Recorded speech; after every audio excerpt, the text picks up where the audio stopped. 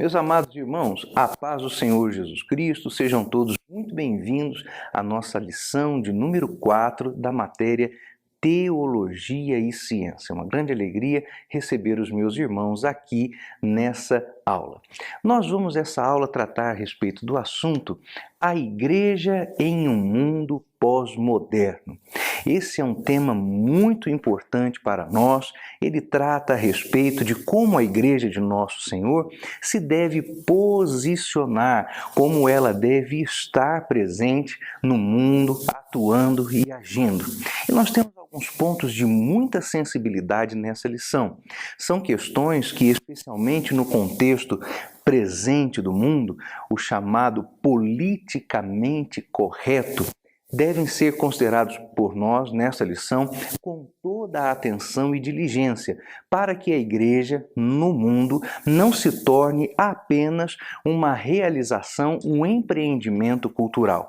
Por mais que os apelos do politicamente correto possam ser bastante convincentes e atraentes para as pessoas mais, digamos assim, sensíveis às questões sociais, a Igreja de Nosso Senhor não deve enquadrar-se à ditadura do politicamente correto. Sim, você já deve ter compreendido e se o fez, acertou.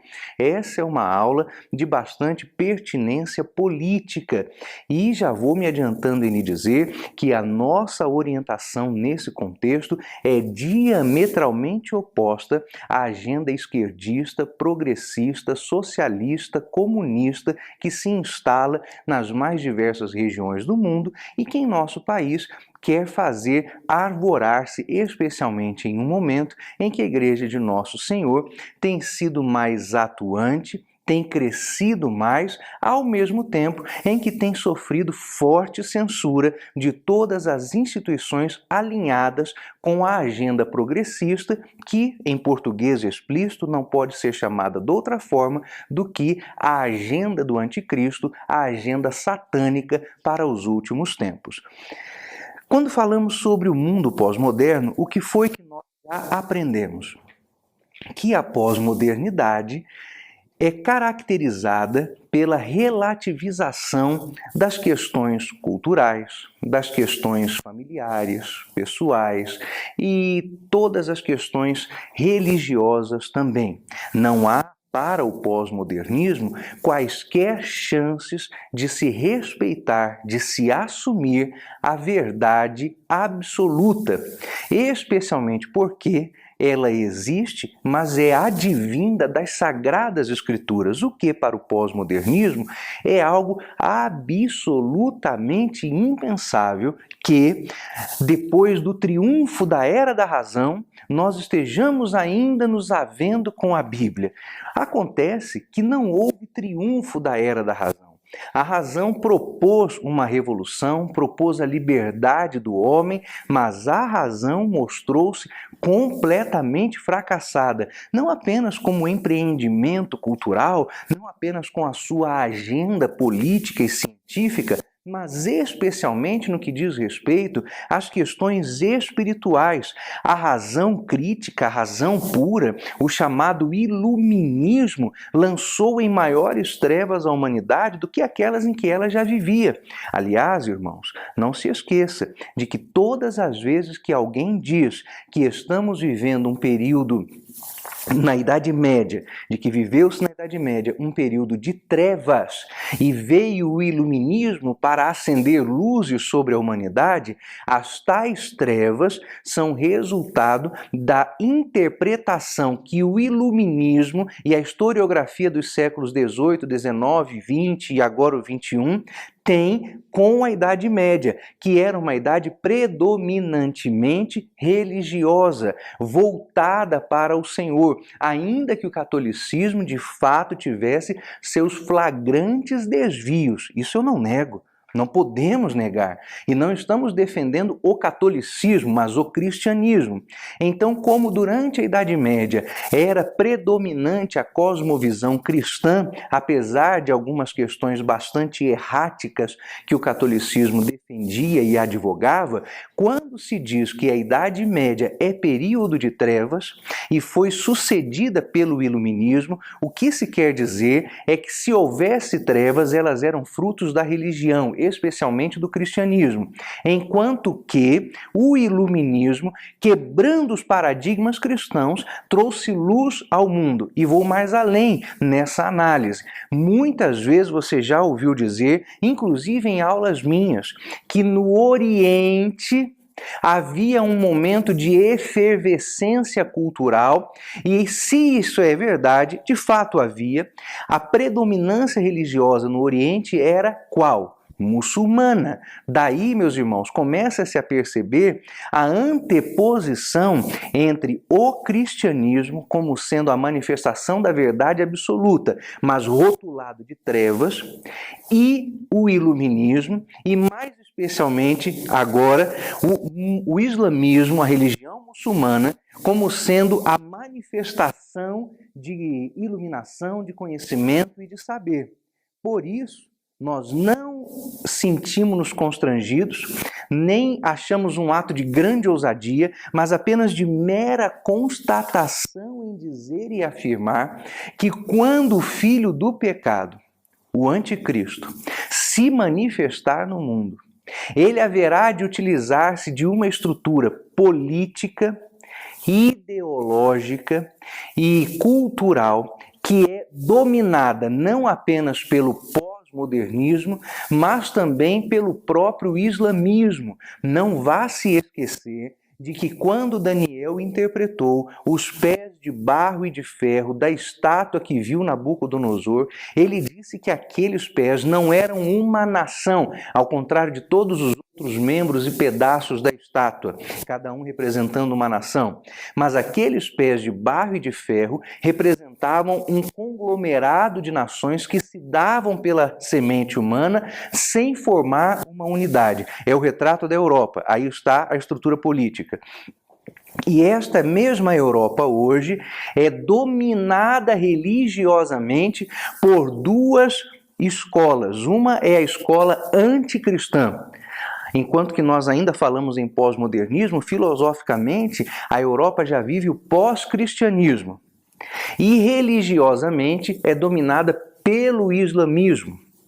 Então, assim é que se deve entender toda a nomenclatura historiográfica que quer lançar a Idade Média em trevas. Ora, trevas porque era um momento de predominância de cosmovisão cristã, enquanto que se diz havia atividade intelectual no Oriente. E havia mesmo, é verdade. Mas se quer dizer com isso que o islamismo é que era o grande fogueira, a grande força intelectual do período das trevas, para se convencer as pessoas, portanto, de que o islamismo, como já é caso na Europa, é o futuro da religião ou é a religião do futuro. Comece a abrir os olhos de maneira mais espiritual e com mais discernimento aquilo que se está vendo ao nosso redor. Então se deve entender o pós-modernismo como esta escola filosófica a favor do politicamente correto, dominada por essa política ideológica anticristã. Agora, a igreja neste contexto deve agir como? Coisas importantes que nós não podemos perder de vista. Primeiro, a Igreja de Nosso Senhor tem uma missão, uma tarefa e uma mensagem. Do ponto de vista missiológico, no livro nos é explicado um termo latino muito bonito chamado Missio Dei, isto é, a missão redentora de Deus. É uma forma bastante didática de entender que Deus, em Cristo Jesus, tinha e tem uma tarefa redentora para ser prestada ao mundo por graça e misericórdia, não por méritos do mundo, obviamente. E o próprio Pai enviou o Filho para que todo aquele que cresce no Filho não morresse, mas conseguisse a vida eterna. E quem faz o convencimento disto no homem é o próprio Espírito Santo de Deus. Então aí está explicada biblicamente a Missio Dei, essa missão redentora de Deus. E o Deus da missão tem uma igreja para desempenhar parte importante desta tarefa. Assim, é uma boa forma de explicar a Missio Dei. Só tome cuidado em não ir muito além nas questões de definição e desdobramentos da Missio Dei, porque, embora o termo tenha seu valor didático, e aqui nós não o desprezamos, ele tem sido muito relacionado com a missão da teologia integral, ou a teologia da missão integral da Igreja, que é uma agenda progressista, esquerdista, dentro da Igreja, e isso nós recusamos. Mas como efeito didático de explicação, é válido, não há problema algum. Então a igreja é parte integrante dessa missão. Ela tem uma comissão dentro desta missão. Ide por todo o mundo, pregai o evangelho a toda criatura. Foi aquilo que o Senhor Jesus conferiu a nós como comissão, isto é, a missão que temos junto dele para as tarefas de evangelização, essa é nossa, que levam à redenção, que é por Cristo, através dos méritos dele próprio na cruz. Então nós temos uma missão e esta missão não foi enfraquecida, esvaziada, relativizada, diminuída, posta em perspectiva pelo pós-modernismo, muito ao contrário, ela sustenta-se da mesma forma como sempre sustentou-se. A missão é evangelizadora, pertence à igreja uma parte substancial deste trabalho, que é anunciar ao Senhor Jesus Cristo até que ele venha. E isso se reflete em todas as nossas atividades como igreja, quer sejam nos cultos públicos, nos atos de adoração, na pregação da mensagem, que deve sempre ser evangelística. A igreja nunca deveria ter errado nos seus púlpitos, fazendo as pregações que hoje muitas delas fazem, pregações que não apontam para a cruz, mas que apontam para o homem, colocam o ser humano como medida de todas as coisas, mas isso é um reflexo, um eco duradouro, persistente e que vai aumentar cada vez mais dentro da igreja do iluminismo. O homem como medida de todas as coisas. Nós falamos inclusive sobre isso nas aulas de número 1 e número 2, quando a própria filosofia pós-socrática, a partir de Sócrates, Platão, Aristóteles, começou a tomar o homem como medida de todas as coisas. E isso foi, infelizmente, importado para dentro do cristianismo, recebido no cristianismo e posto em prática em muitos púlpitos cristãos, dada a forma errada como a filosofia foi entendida por muitos teólogos. A filosofia foi usada de maneira muito adequada no primeiro, segundo, terceiro século como uma forma de contato para a introdução do evangelho dentro da cultura helênica, dentro da cultura greco-romana, de modo mais amplo e mais geral. Contudo, a partir de Agostinho, no século V, Tomás de Aquino, que são reputados como doutores da igreja, embora não o sejam, não são doutores da igreja, a teologia, ao invés de se tornar uma forma de expor Cristo a quem conhece filosofia, mas não conhece teologia, a filosofia passou então a fazer parte do escopo teológico.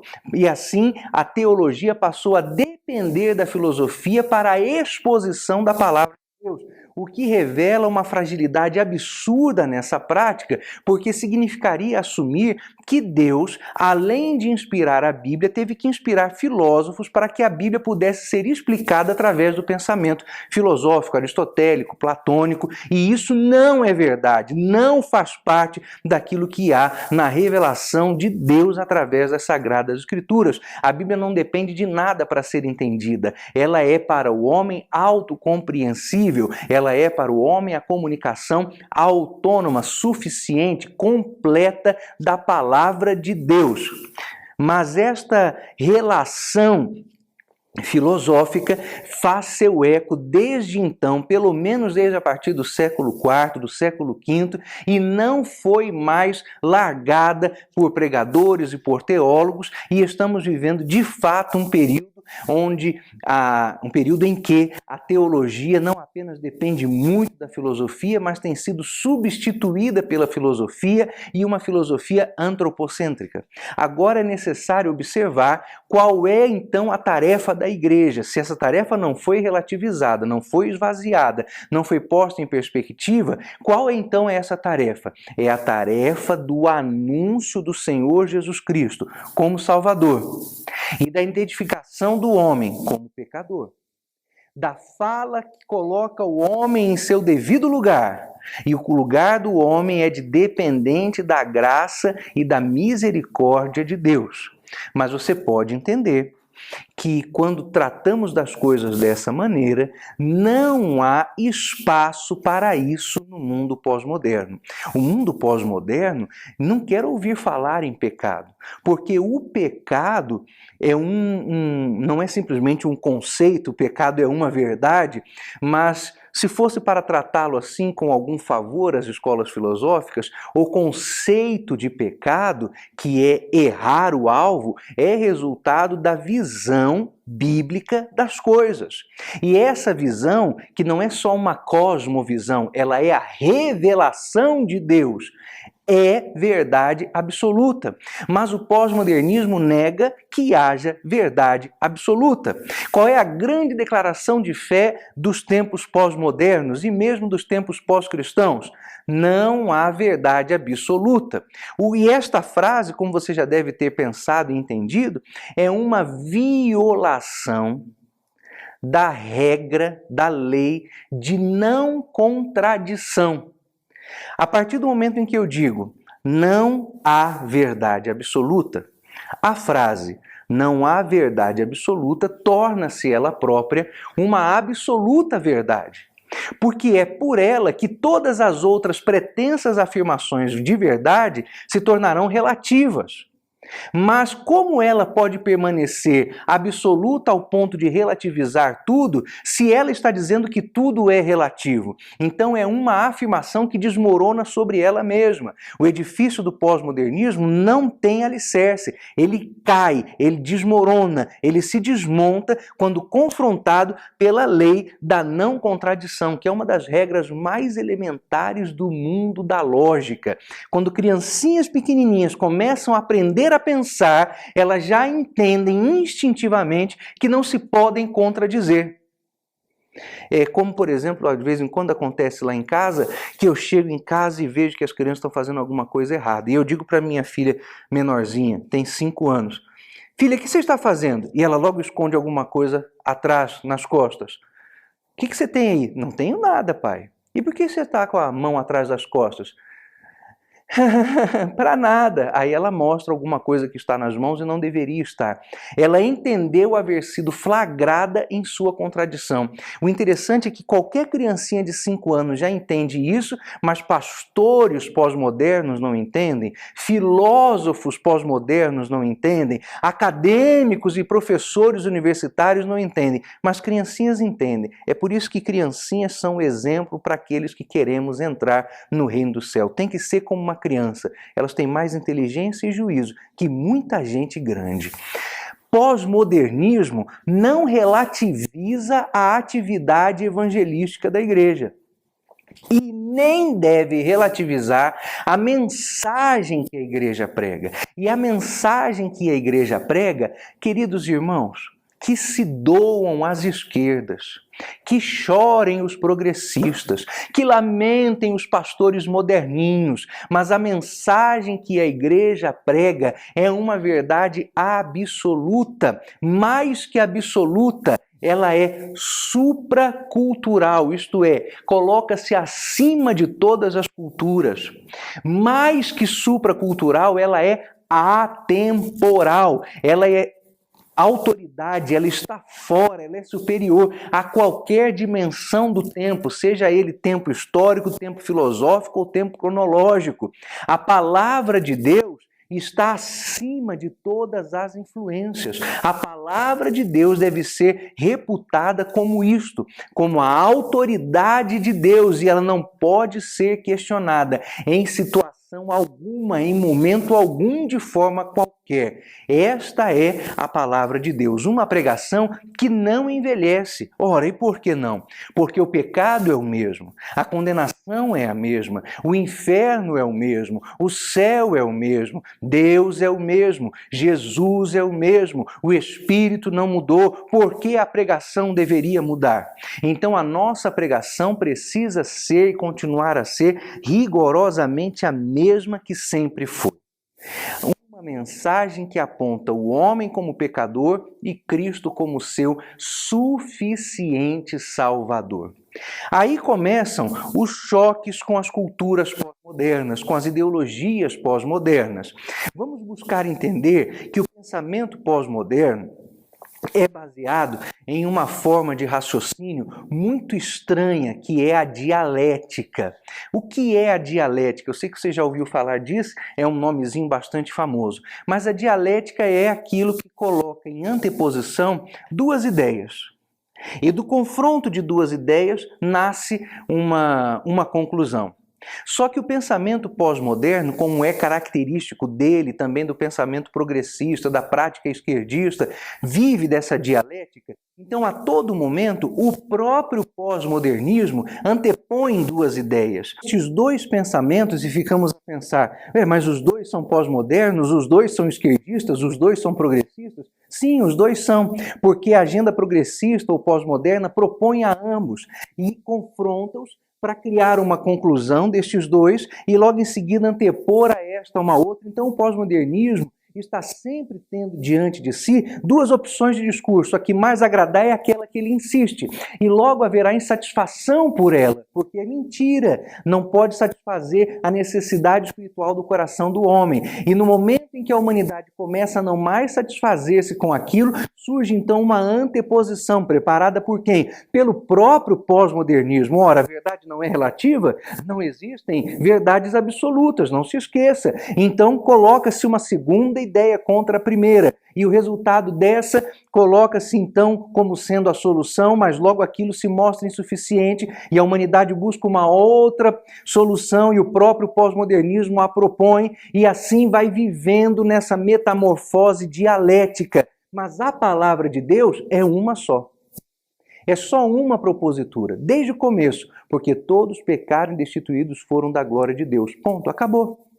Essa é a verdade, não existe outra. O pós-modernismo está sempre a mudar, a camuflar-se, não é a reinventar-se, não. É a mentir coisas diferentes ou mesmo repetir as mesmas mentiras, apenas mudando algumas palavrinhas. E nessas nuances, nesses vários matizes de mentira, ele vai se pondo e contrapondo numa dialética infinda, enquanto que a palavra de Deus permanece a mesma. Passarão os céus e a terra, mas as minhas palavras não hão de passar. A palavra de Deus diz: vós examinais as Escrituras, porque buscais ter nelas a vida eterna, e são elas que de mim testificam, disse o Senhor Jesus Cristo.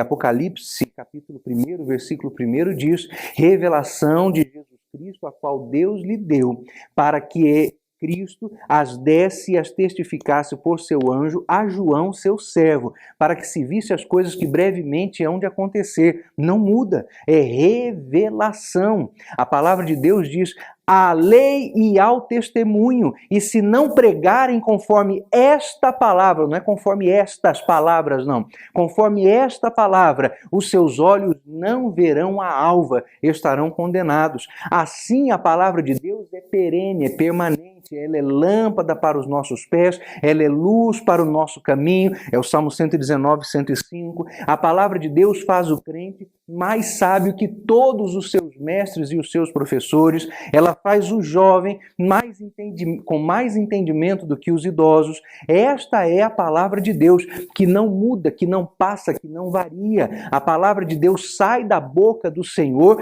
e volta para Ele, sempre completando e fazendo o que lhe apraz. Nunca volta vazia. Essa é a autoridade da palavra de Deus.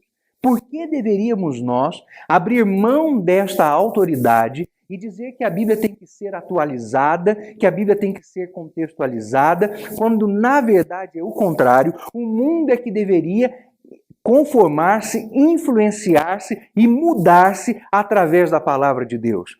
Porque os pregadores são pecadores, mas pecadores não arrependidos, não penitentes, pecadores convencidos, pecadores que querem viver no pecado. Por que é que se faz essa relativização da pregação? Porque os teólogos não amam a Bíblia, não amam a Deus, não têm o Espírito, não têm em si a palavra da verdade, eles vivem a operação do engano e vivem pela operação do engano. Diante disso é que se vê toda a relativização da pregação. Mas volto a dizer, a palavra de Deus é supracultural, ela está acima de qualquer cultura. Mas o que é que as pessoas dizem, do que acusam o cristianismo? Dizem que o cristianismo está a estragar as culturas, a deixar as culturas descaracterizadas. É por isso, por exemplo, que em nosso país, a FUNAI, a Fundação Nacional do Índio, não quer missionários dentro das tribos. Ora, vai estragar a cultura indígena, vai estragar a cultura do verdadeiro brasileiro. Meus irmãos, é um discurso totalmente dominado pelas mentiras. Vamos entender que mentiras são estas. Primeiro, há um teórico francês de cultura chamado Roger Chartier. E Chartier advoga que todas as culturas são iguais. Não existem culturas superiores umas às outras. Quando escutamos algo assim, nós até ficamos com o coração enternecido. Ah, que lindo! Todas as culturas são iguais. Irmãos, eu devo reconhecer que não haja, atenção, não haja discriminação por cultura. Porque em Cristo não há judeu, não há grego, não há romano, não há bárbaro, não há cita, não há escravo, não há livre. Todos são um em Cristo. Ponto. Mas eu não posso dizer que uma cultura como a de uma tribo intocada de dentro da Amazônia Legal seja igual à cultura norte-americana, seja igual ao avanço cultural de uma nação europeia do primeiro mundo. Ora, uma nação europeia do primeiro mundo, viver em Luxemburgo, por exemplo, é viver no que há de melhor que haja sido produzido pela tecnologia e pela cultura que o homem seria capaz de produzir. Mas e os nossos queridos índios? Ainda vivem eles como há 2, 3, 4 mil anos, sem qualquer avanço tecnológico. Uma coisa é não discriminar, outra é fechar os olhos ao óbvio. Uma coisa é entender que há valor cultural em qualquer povo, tribo, língua e nação, e que Cristo ama a todos. Outra é dizer que todas as culturas são iguais, que não há nelas nenhuma diferença de desenvolvimento. Eu não posso discriminá-las, mas eu não posso fazer de bobo e achar que é a mesma coisa você viver com internet e sem internet, que é a mesma coisa você ter tecnologia de ponta e isso é igual a recorrer a um pajé para ele fazer as pagelanças e ver se cura você. Não posso conceber que seja algo meritório da parte de muitas tribos de índios no Brasil, quando nascem 2 curumins gêmeos, 2 criancinhas gêmeas, pegar uma e colocar dentro de uma cova viva, jogar terra por cima e pisotear até a criança morrer, porque o índio entende que se nascem 2 gêmeos, um é o mal, o outro é o bem. Como pode ser que isso seja uma cultura igual, válida, desenvolvida como qualquer outra? Não, não. Não posso discriminar o índio, porque ele, como eu, é alvo da graça. Eu, como ele, preciso da misericórdia. Ele, como eu, não temos méritos para irmos para o céu. Mas eu não posso aceitar que isso que o índio faz com uma criancinha que tem um irmão gêmeo, mata um dos 2, seja correto. Mas a argumentação pós-moderna defende isso. E diz que isso é válido. Porque se não fosse o índio não faria. e quer proibir que o evangelho leve até esse índio, mais do que civilidade, mais do que esclarecimento, libertação de todas essas crendices que o colocam como escravo de Satanás. Por isso que a nossa pregação deve ser bíblica, porque a Bíblia transforma a cultura, a Bíblia muda a cultura, a Bíblia aperfeiçoa a cultura. O homem, por ele próprio, é incapaz de melhorar, é incapaz de se aperfeiçoar, é incapaz de alcançar remissão, é incapaz de se tornar melhor. Todos os pensamentos do homem são continuadamente maus. Mas Cristo transforma, Cristo liberta, Cristo salva, Cristo cura. Cristo traz ao homem total libertação. Ele retira o homem, seja de que cultura for, que está lá no meio do pecado, do monturo das suas perdições, e o faz assentar-se entre os seus príncipes. E isso é o que o Senhor Jesus Cristo faz através da pregação. Não importa que cultura for, a palavra de Deus transforma. Não importa que cultura for, a palavra de Deus muda. Aí se tocam as mentiras, dizendo que os missionários querem ocidentalizar os índios. Gente, não é isso? O missionário quer levar ao índio salvação, libertação. Se o índio vai continuar andando pelado, não é problema do índio, mas que ele pare de matar as criancinhas.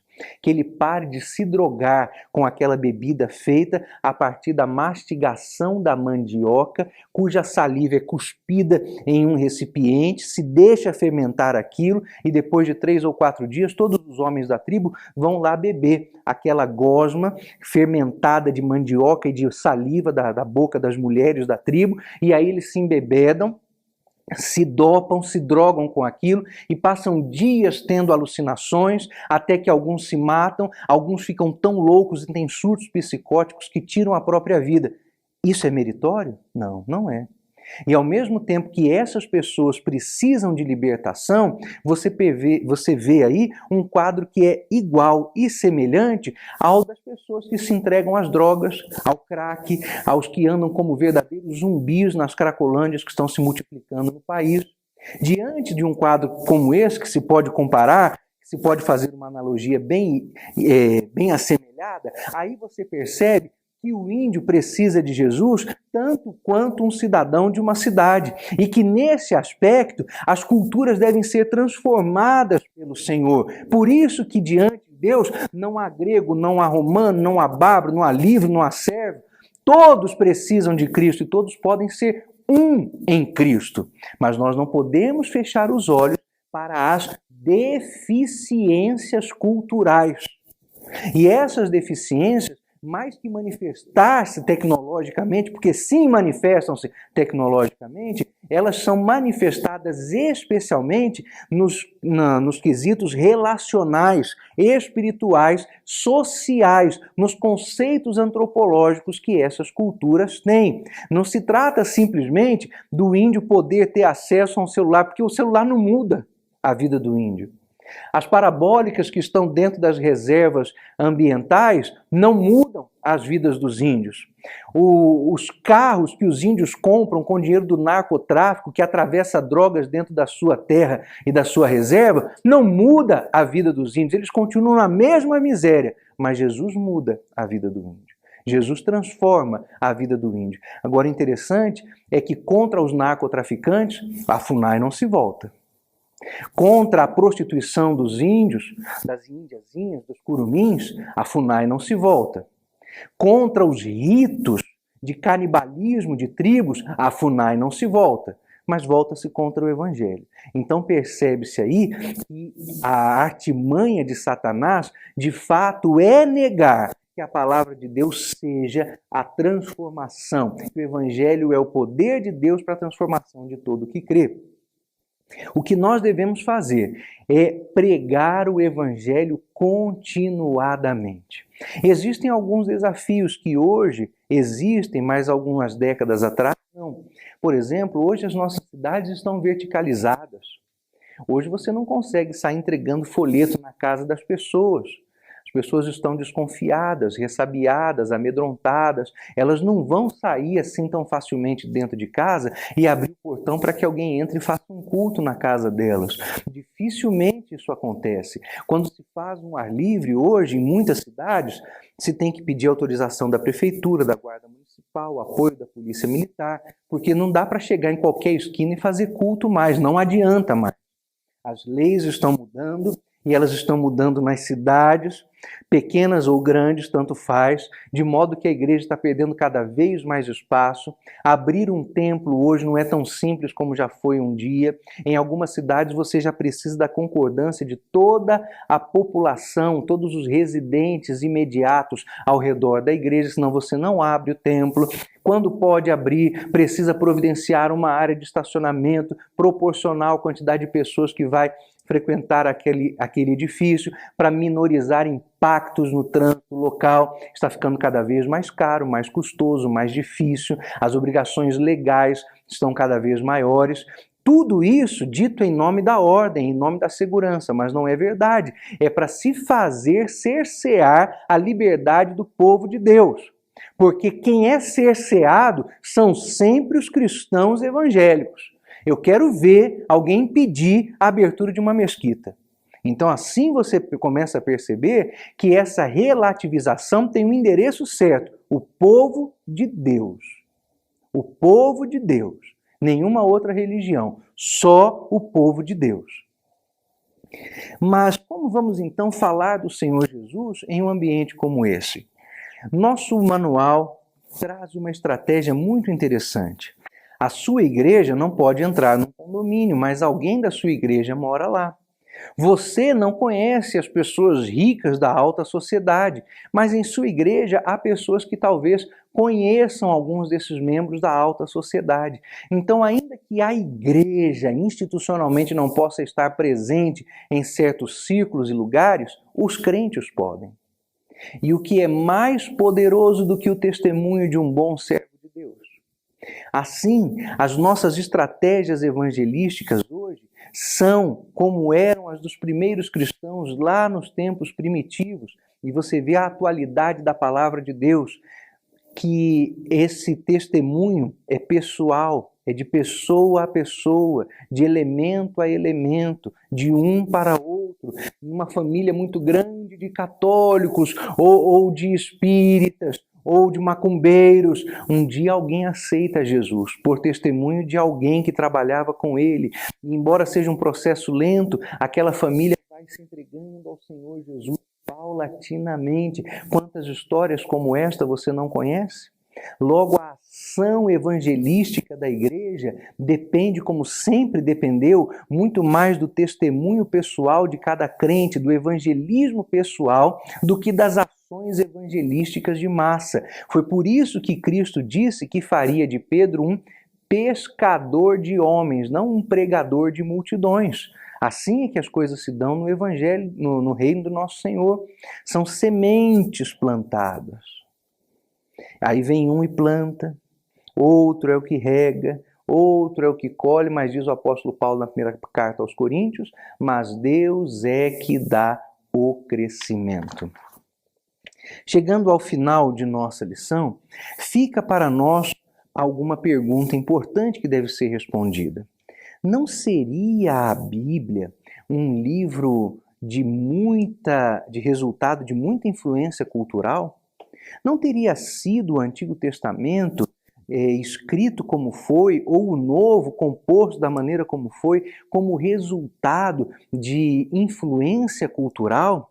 Por exemplo, será mesmo que os conselhos dados às mulheres a respeito da submissão, ou dos filhos a respeito da sujeição, são realmente conselhos para este tempo? Isso não seria o resultado de os escritores bíblicos viverem em sociedades machistas, patriarcais? Por exemplo, quando viviam os escritores do Novo Testamento no período do pátrio poder da cultura e da legislação greco-romana? Irmãos, é uma pergunta válida, sim, mas ela é resultado de uma acusação bem rasteira, bem pedestre contra a palavra de Deus.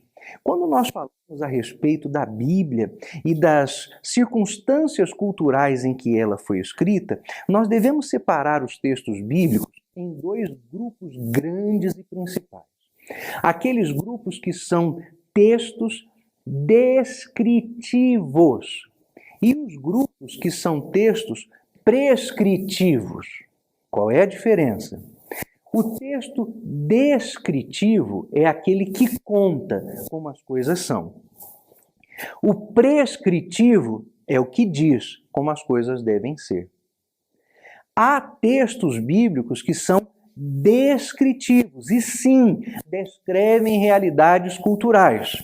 Um dos exemplos mais fáceis de entender é quando vemos, por exemplo, que Davi primeiro casou-se com Mical, filha do rei Saul. Depois ele casou-se com Abigail, a viúva de Nabal.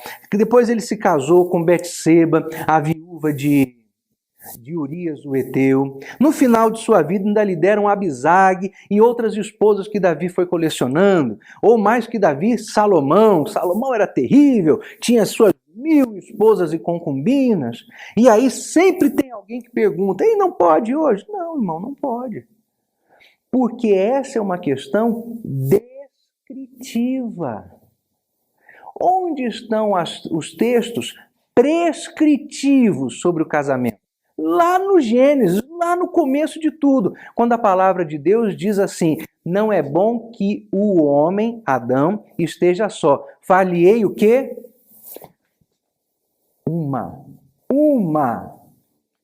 adjuntora, para que esteja ao seu lado. É uma para um. É um para uma. Não é mais do que isso. Lá no Novo Testamento se confirma, quando a palavra de Deus diz, convém que o bispo seja casado, marido de uma só mulher. Aí você entende o que são textos descritivos e prescritivos. As 1000 mulheres de Salomão é descrição, mas Deus fazendo Eva para Adão é uma prescrição. É simples assim. Então vamos às questões familiares, relacionais familiares. O pós-modernismo diz, é uma sociedade de moral judaico-cristã ocidental, machista, retrógrada. Quando eu leio na palavra de Deus a respeito das relações conjugais e dos pais para com os filhos, não existe nada que me aponte, me convença de que o patriarcalismo, isto é, a liderança paterna, a liderança do homem dentro de casa, é uma questão descritiva. Pelo contrário. Muito pelo contrário.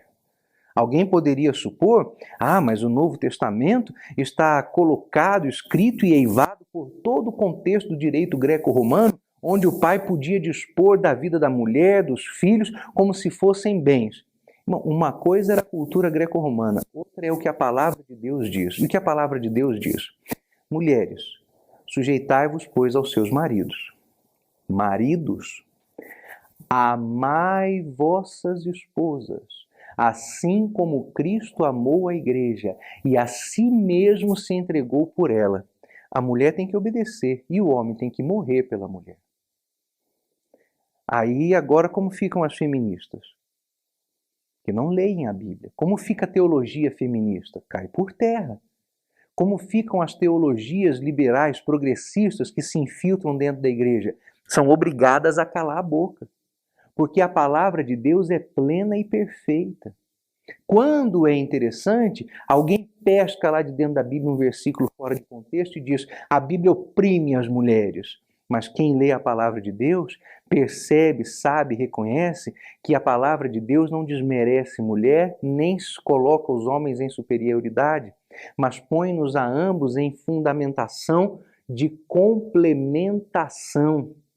Não é bom que o homem esteja só. Far-lhe-ei uma adjuntora. Aí está a beleza e a superioridade do Evangelho. Ele é supracultural.